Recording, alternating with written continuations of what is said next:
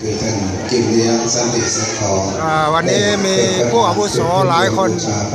มารวมกันเลยจำเป็นต้องเก็บภาพไว้เป็นที่ระลึกคุณป๋าว่าอย่างขึ้นมาเนี่ยว่าอย่างว่าดีใจ ดีใจ ที่ได้พบปะกันเห็นหน้าเห็นตากัน หน้ากัน เกอยากดีคนไทยตายเอาหมดตายเอาหมดคิว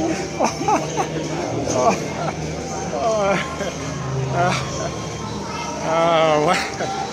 มีแต่ผู้อาวุโสข้าเชิญญาติโยมพนมมือขึ้นช่วงนี้ประธานกำลังจุดธูปเทียนบูชาพระรัตนตรัยแน่มาครับพี่เสิร์ชสวัสดีครับคุณพี่แล้วสบายดีเนาะสบายดีครับอ๋ออยู่จังไหนคุณกินนั่นบอกคุณพี่ผู้หญิงจะได้มาได้มานำบอก ข้าเจ้าก่อนนั่งที่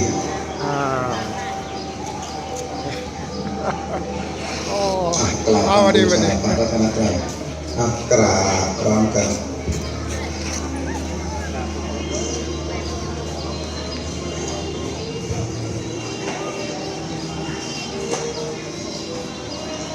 เ